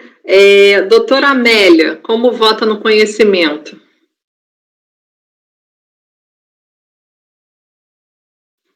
Eu acompanho a relatora. Ok, doutora Viviane. Concordo com o conhecimento também do recurso nesse caso, acompanho a relatora. Ok, doutor Toselli. Doutora Edeli, por favor. Só quero dizer que acompanho a relatora pelas conclusões. Ok. Doutor Toselli, como vota? O Fernando não vota nesse caso, né? Não. Eu acompanho a relatora. Ok. Doutor Caio, como vota? Eu acompanho a declaração de voto da Edeli. Então, acho que é a relatora... Conclusões. Eu também acompanho a relatora pelas conclusões, conforme declaração de voto da doutora Edeli. Então, o doutor André negou conhecimento. No caso, então, foi por maioria conhecido do recurso, vencido o doutor André, que não conheceu do recurso, e pelas conclusões, doutora Edeli, doutor Caio e eu. Ok? Agora vamos passar para o exame de mérito, doutora Lívia, por favor.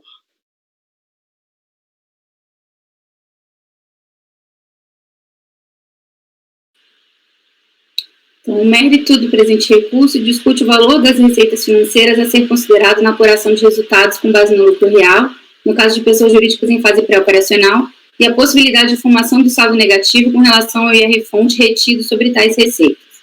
O caso trata de contribuinte que, no ano calendário de 98, por estar em fase pré-operacional, reconheceu despesas pré-operacionais no montante de 1.146 em ativo diferido, registrou as receitas financeiras auferidas no montante de 2.255 como redutora desse ativo diferido e, em razão da constatação do saldo credor de 1.108, reverteu a diferença para resultado de exercícios futuros. Por entender que tal procedimento não deveria afetar a apuração do lucro real, adicionou à LALUR a diferença de 1.108. O contribuinte sustenta que, embora mediante procedimento peculiar, ofereceu à tributação a totalidade do valor das receitas financeiras, apenas deduzindo das despesas pré-operacionais no período. Considerando isso, na apuração de saldo negativo de RPJ de 98, apropriou integralmente o IR-fonte correspondente a tais receitas financeiras, tendo apurado saldo negativo, que então busca ver restituído via DECOM. O acórdão recorrido considerou que todo o valor das receitas financeiras deveria ter sido considerado no resultado e não apenas a diferença entre as receitas financeiras e as despesas pré-operacionais. Observa que, caso isso fosse feito, haveria imposto a pagar e não saldo negativo. Na verdade, indiretamente, o que se tem é que o acórdão recorrido não concordou com a dedução do valor das receitas financeiras das despesas pré-operacionais para fins de tributação. Porque tem uma discussão se você deduz só as despesas financeiras, você pode deduzir as despesas... Tinha, né? E aí eu vou para essa discussão um pouco depois. Isso resultou claro no despacho que rejeitou os embargos de declaração assinado pelo presidente de turno. Então, ele deixa isso claro que o que aconteceu aqui foi não concordar com a dedução de todas as despesas pré-operacionais. Nesse sentido, a Fazenda Nacional sustenta em suas contrarrazões que, da leitura da Lei das SA e do RIR, depreende-se que as receitas e despesas financeiras compõem o resultado do período que foram incorridas, enquanto as despesas pré-operacionais têm que ser ativadas. Então, se pré-operacionais ativa, a receita e despesa financeira é o que você confronta, essa é a tese que a Fazenda quer fazer prevalecer. É dizer, o acórdão recorrido não aceitou que o valor das receitas financeiras operasse como um redutor das despesas pré-operacionais a serem diferidas, da mesma forma que a Fazenda Nacional sustenta suas contrarrazões que as despesas pré-operacionais deveriam necessariamente ser ativadas para amortização apenas no início da fase pré-operacional. Sobre a matéria, a Receita Federal solucionou divergências em consultas por meio da COSIT, proferiu a solução de divergência 32 de 2008, esclarecendo que, no caso de recursos classificáveis no ativo diferido, as receitas financeiras poderão ser confrontadas não apenas com as despesas financeiras, mas também com as despesas pré-operacionais, tributando-se apenas o excedente das receitas financeiras em relação, então, a essas duas rubricas de despesas financeiras e pré-operacionais. Está aqui o texto da solução de divergência. Na verdade, até o advento da 9249 de 95, a orientação da Receita Federal era expressa por meio da IN 584 de 88, de que as receitas financeiras das empresas em fase pré-operacional poderiam ser registradas em conta de ativo diferido, o que afastava a tributação no ano calendário que percebidas. A IN 5488 estabelecia a norma de correção monetária para empreendimentos em fase pré-operação, enquanto a 9249 extinguiu a correção monetária de balanço. Quando a lei 9249 extinguiu a correção monetária de balanço, tal instrução perdeu a aplicação. A IN 5488. A partir de então, curiosamente, a Receita Federal passou a orientar que as receitas pré-operacionais deveriam compor o lucro líquido do exercício em que percebidas, passando assim a entender pela sua tributação imediata. Isso eu achei num artigo acadêmico do Vinícius Bentolila, esse histórico, né? Coloco aqui a referência, inclusive com link. Por não ter Igustes aqui, se não teria ido no Iguste da época, que acho que provavelmente teria falado isso também. Quando se observa que a Lei 9249 de 95 trouxe alterações apenas com relação à correção monetária, não tendo alterado nada com relação ao tratamento tributário de empresas em fase pré-operacional, resulta no mínimo incômodo admitir que a perda de eficácia da IN 54 de 88, norma complementar do artigo 100 do CPN, tenha o condão de alterar de forma tão expressiva a tributação das receitas financeiras oferidas por empresa em fase pré-operacional, implicando o dever de se oferecer a tributação. Então, por que a alteração de uma norma que fala sobre correção monetária, que por acaso falava de receitas financeiras, mas que não era o mote dela, teria sido... por que a revogação da correção monetária teria alterado o tratamento de receitas financeiras em fase pré-operacional? Só porque isso estava na mesma norma da correção monetária, não quer dizer que...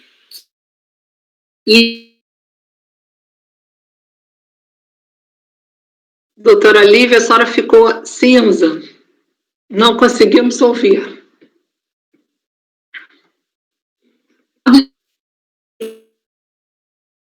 Receitas pré-operacionais não mais poderia ser diferida, permaneceu dentro do próprio órgão. Doutora Lívia? Oi. Doutora Lívia, a gente não conseguiu lhe ouvir um trecho ainda anterior. Peraí, deixa eu só pegar, porque a senhora ficou cinza. Só um minutinho. Deixa eu só verificar aqui. Foi logo em seguida da sua doutrina que a senhora trouxe, o seu link. Aí, dali para frente, pode repetir, por favor. Tá. Não, eu só observei que uma alteração na legislação sobre correção monetária, tudo bem, revogou a IN 54, mas não tem o condão de revogar uma norma sobre tributação de receitas financeiras que estava na IN, mas que estava em outro lugar a não ser na IN, e que não foi alterada pela 9249. Então, por isso que a 9249, quando altera a norma de correção monetária, não altera a norma de reconhecimento de receitas financeiras em fase pré-operacional, a minha observação. Aí eu li o parágrafo que eu falo isso no meu voto. Aí, continuando, né? Mesmo diante da premissa da Receita Federal, que é manifestada na solução de consulta COSIT 32 de 2008, de que do saldo de receitas financeiras excedente de despesas financeiras pré-operacionais não mais pode ser diferido, permaneceu dentro do próprio órgão uma indefinição sobre a possibilidade de restituição do IR-fonte retido. E aí coloco aqui que a própria Receita, em 2007, ela admitiu a restituição, então, da integralidade. Assim, mesmo ela mudando o entendimento, dizendo que tudo deveria ser reconhecido, no primeiro momento, ela falou que isso corresponderia, então, também ao reconhecimento de todo o IR-fonte, a solução de consulta 289 de 2007.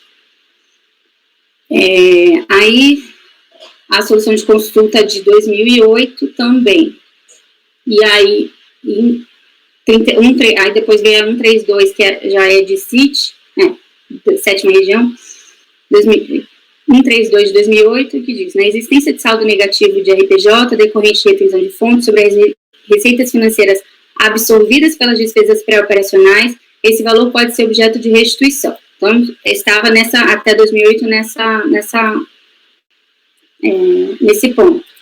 Em sede de solução de divergência por meio da COSIT, foram proferidas, então, as seguintes decisões em que a Receita, ela mantém o entendimento, mas ela tira a parte final das soluções de consulta de ZIT, das regiões fiscais. Então, né, na solução de divergência, ela tira a parte final, a ementa é igual, menos a parte grifada que eu acabei de ler.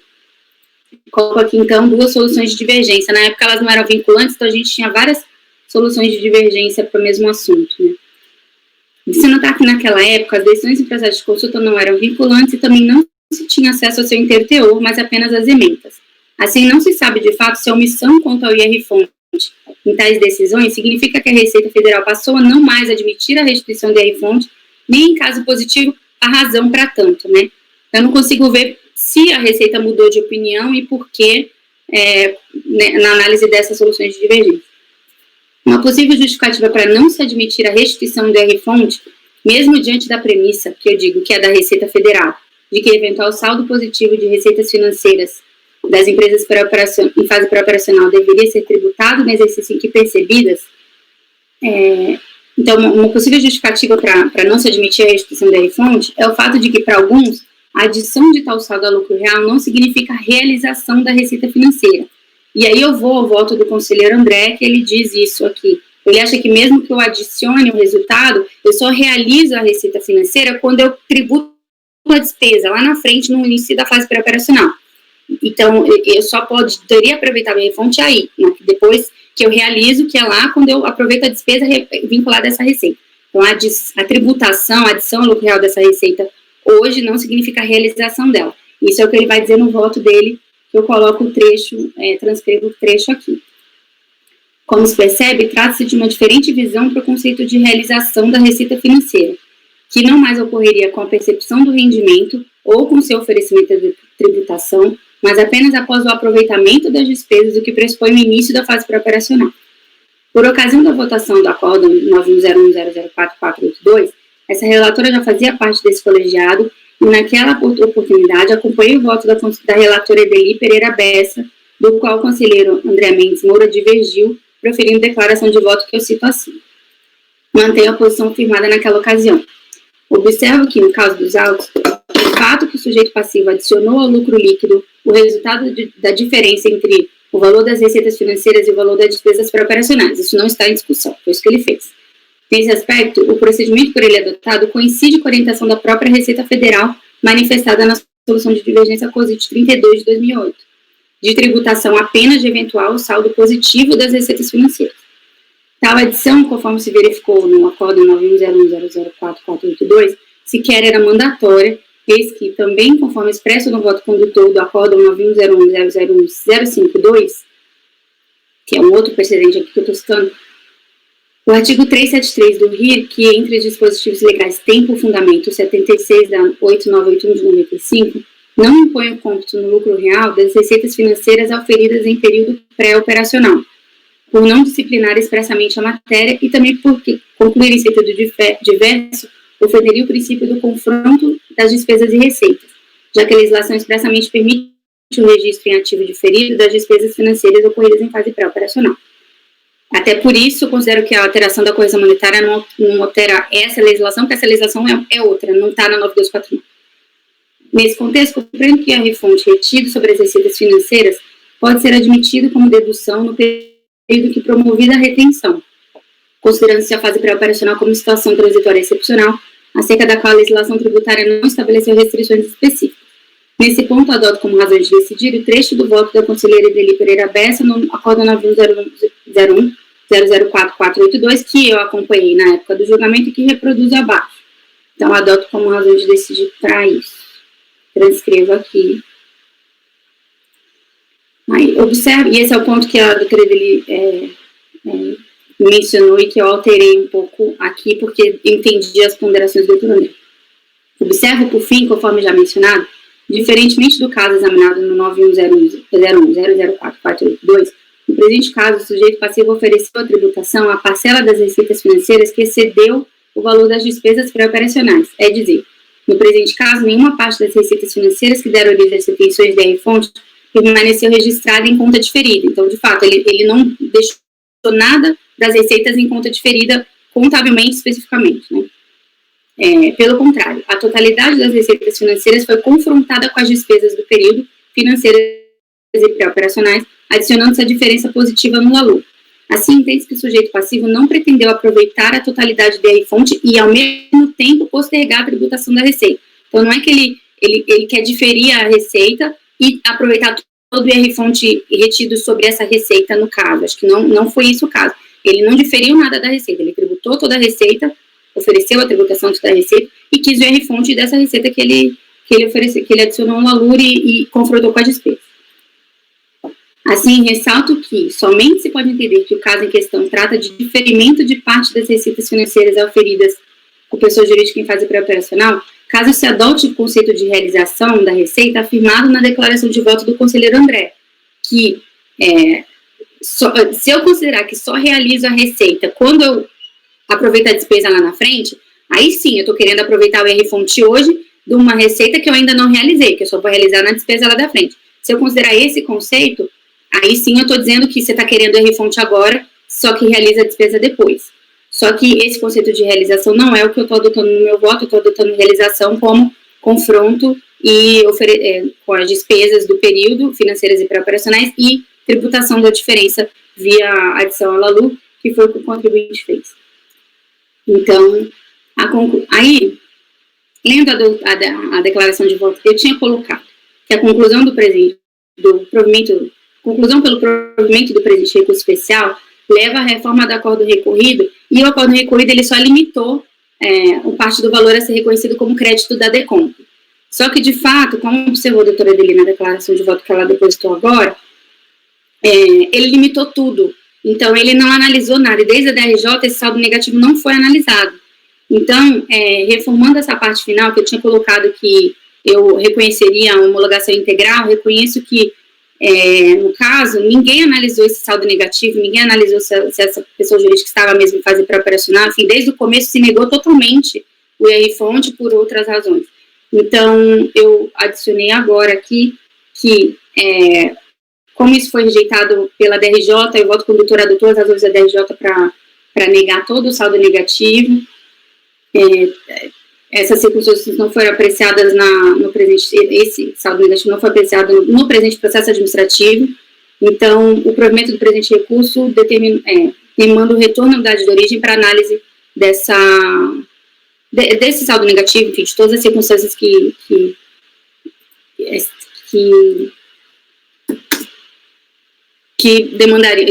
demandariam o reconhecimento ou não, de acordo com as circunstâncias de estar mesmo em fase pré-operacional, o IR-fonte ter sido a todas as receitas reconhecidas, enfim, todas as outras questões que envolvem devolução de IR-fonte, né?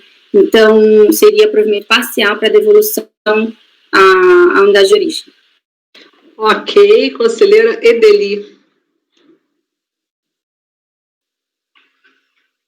Eu fui anotando aqui do voto da Lívia alguns pontos que eu fiquei em dúvida. Há uma frase em que ela descreve o procedimento do contribuinte e coloca, por entender que tal procedimento não deveria afetar a apuração do lucro real, ele adicionou ao LALUR tal diferença de 108. Quer dizer, a adição é feita por entender que o procedimento de levar para o resultado de exercícios futuros não poderia suprimir a receita do lucro. À primeira vista, eu achei que era o contrário que estava sendo dito, né? Então, o seu entendimento é de que ele adiciona ao LALUR por entender que, ao registrar em resultado de exercícios futuros, ele não poderia ter suprimido esse valor do lucro real. A frase da forma como está é só uma sugestão, para depois, de repente, você ler de novo, que a frase da forma como está, ela permite duas interpretações. Doutora Lívia quer falar, né, doutora Lívia? A frase não é minha, não, a frase estava no recurso, eu posso alterar, ou botar entre aspas, enfim, não, foi o jeito que ele colocou, eu só copiei e colei. Então, não é uma, eu só estou descrevendo o que ele descreveu que fez, mas eu posso... não, só a sugestão, depois você lê um parágrafo inteiro que dá duas interpretações. Ok, pode prosseguir, doutora Edeli. Ok, na sequência, a conselheira Lívia menciona, aí, porque logo na sequência eu concluo que não é aquilo, porque logo na sequência ela diz que foi adicionada a diferença ao lucro real.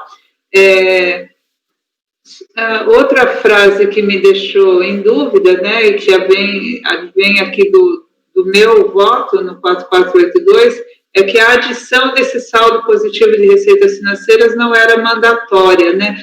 Como essa frase, tal adição, vem na sequência de eventual saldo positivo de receitas financeiras, também me deu a entender que a adição do saldo positivo das receitas financeiras não seria mandatório, né? Então, e na verdade não é isso que está dito no voto, né? O voto vai dizer que as receitas financeiras auferidas no período pré-operacional é uma circunstância diferenciada, né? Envolve as razões de decidir do conselheiro Alberto, no 1052, para dizer que não existe uma disciplina expressa sobre a matéria, e aí nesse vácuo é que a gente que eu fixei a interpretação mais razoável, no sentido de entender que essas receitas financeiras, elas não são tributáveis nesse momento, o que permite, e é justamente o que permite a dedução do fonte, né, o entendimento de que elas não são tributáveis.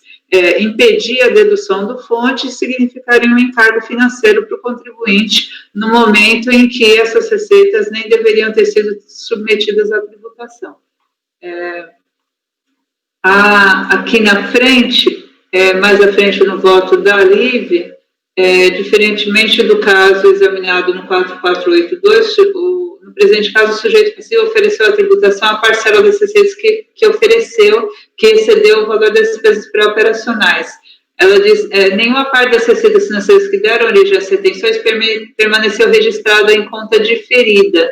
Então, entende-se que o sujeito passivo não pretendeu aproveitar a totalidade do fonte, ao mesmo tempo postergar a tributação da receita que deu origem a tais retenções. Eu entendo que ele fez isso sim, que ele aproveitou a totalidade do fonte e diferiu a tributação da receita para momento futuro, porque quando ele confronta essa receita com a despesa, lá na frente ele vai realizar despesas menores. Então, ele vai indiretamente tributar essas receitas financeiras quando deduzir um ativo, quando realizar um ativo diferido menor. Então, eu posso entender da forma como está escrito, que ele não pretendeu fazer precisamente isso, mas indiretamente é essa a consequência. Então, são as ressalvas que eu vejo que me deixam, que me induzem a acompanhar a relatora pelas conclusões, e também porque entendo que a primeira parte do meu voto no 4482, ela precisa ser transcrita, porque é ela que refuta os argumentos do acórdão recorrido quanto à inaplicabilidade dessa regra decorrente da revogação da IN 5488, e os meus fundamentos lá não são precisamente os mesmos que a conselheira Lívia colocou no voto dela. Então, vou fazer um acréscimo na minha declaração de voto para transcrever essa primeira parte, né? E aí a ressalva que a conselheira Lívia já fez, né, ela alterou o voto dela, o contribuinte vem desde antes mesmo da manifestação de conformidade, quer dizer, já para a DRF, ele alega estar em fase pré-operacional, e essa circunstância vem sendo rejeitada como justificativa para verificação do procedimento dele e da correção da dedução da fonte do reconhecimento das receitas. Então, entendendo que a conselheira reformou o voto para dar provimento parcial ao recurso da contribuinte, a minha declaração de voto é nesse sentido, para afastar a objeção posta à dedução de saldo negativo de 98 na apuração de saldo negativo de 99, utilizado para compensação, e aí determinar o retorno dos autos à unidade de origem, que foi quem primeiro rejeitou essa argumentação da contribuinte. Então, acompanho a relatora nas conclusões, tanto no conhecimento quanto no provimento parcial do recurso especial da contribuinte. Ok, doutora Lívia, pode falar, está com a palavra. Eu coloquei entre aspas lá na frente, vou ver se eu consigo reformular a frase para evitar que não foi exatamente isso que eu quis dizer mesmo. Tal adição, eu estou colocando entre parênteses, do resultado da diferença do valor das receitas financeiras e o valor da despesa operacionais, para dizer a tal adição o que é. tentar deixar claro. Eu não transcrevi a primeira parte do seu voto, porque realmente ela vai, não é exatamente o que eu estou, então vai parecer que eu estou adotando seu voto e falando diferente em cima. Por isso que eu só reproduzi a parte que eu estou concordando, assim, 100%, né? E aqui, no final nenhuma das partes das receitas financeiras que deram origem à retenção permaneceu registrada, eu quis dizer efetivamente contabilizada, então eu estou deixando bem claro, contabilizada, não pretendeu diretamente aproveitar a totalidade do IR-fonte ao mesmo tempo, então assim, contabilmente, se você olhar confronto de contas em débito e crédito, ele não fez isso, não vou dizer que ele não fez isso indiretamente, então, para deixar bem claro que. Então, acho que são essas as respostas. Ok, então, conselheira Edeli votou pelas conclusões, certo?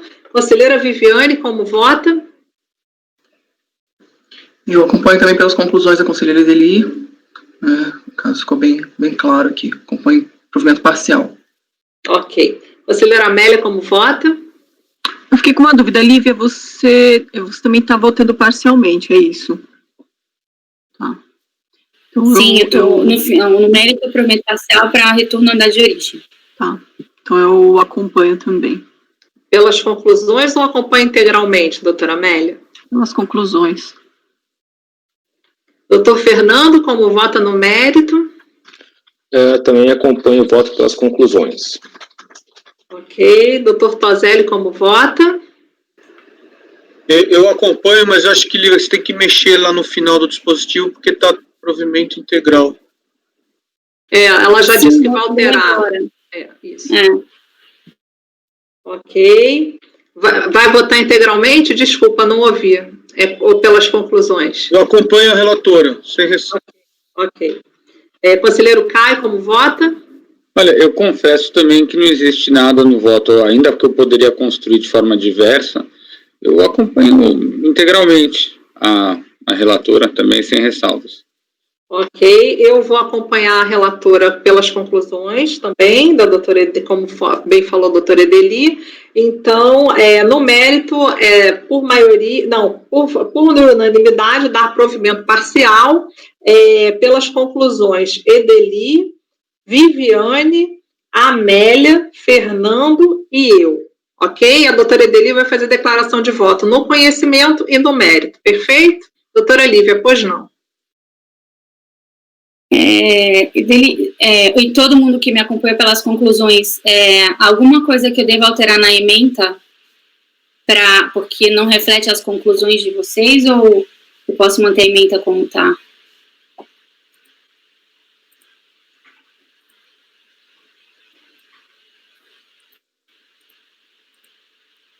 Da minha parte, sim. A ementa é exatamente genérica. A da ementa do voto. Ok? Certo? Então tá. Então, doutor... Não. Oi. Pois não, doutora Lívia. Pode falar. Travou, eu não ouvi a doutora Edeli. Não me apoio a nada na ementa. Tá ok, tá genérica. Você usou a ementa do 4482? Não.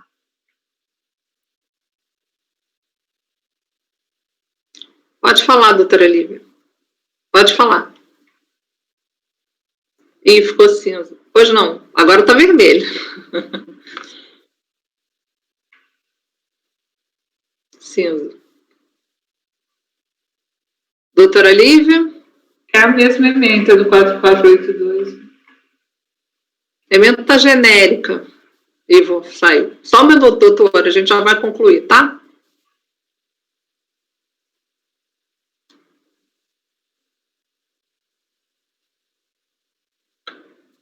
Não. Na verdade, deixa eu ver, voltar.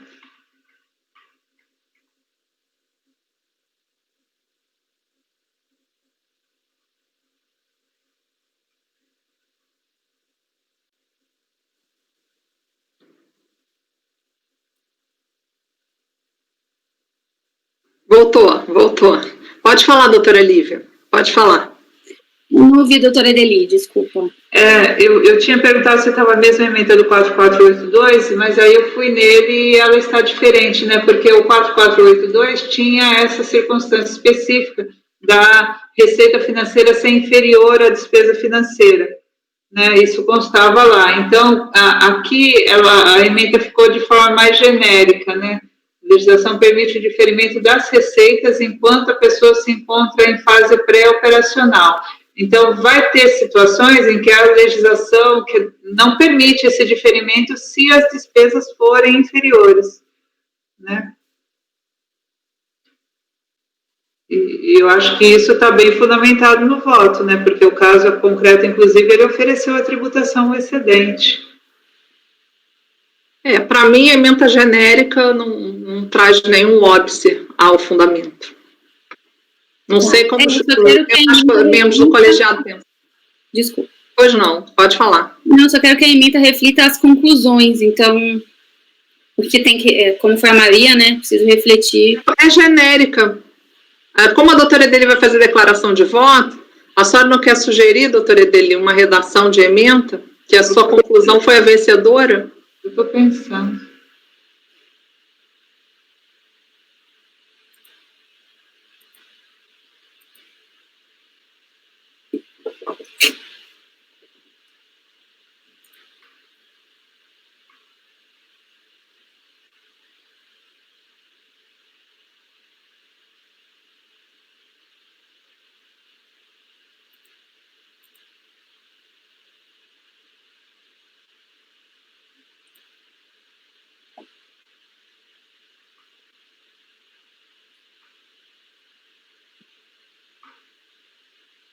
Pode falar, doutora Lívia. Não precisa ser agora, né? Pode vir junto com a declaração.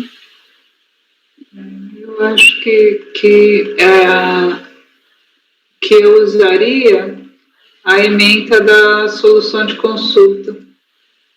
No caso de empresa em fase... Cadê? Não, conhecimento.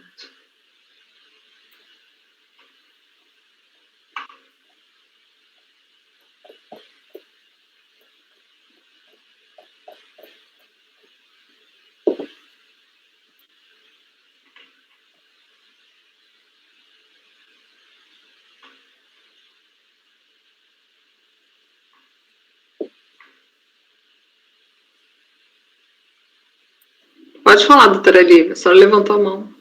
Não, foi por engano? Tá. Não, poderia vir com a declaração de voto, não precisa ter a ementa agora, necessariamente, também. Não, só para... A minha indicação é a ementa da solução de consulta. A legislação tributária estabelece que devem ser registrados no ativo diferido saldo negativo entre receitas e despesas financeiras quando provenientes de recursos classificáveis no referido subgrupo, sendo positiva tal diferença diminuirá o total das despesas pré-operacionais registradas, devendo haver tributação apenas quando o referido resultado ultrapassar o total das despesas pré-operacionais.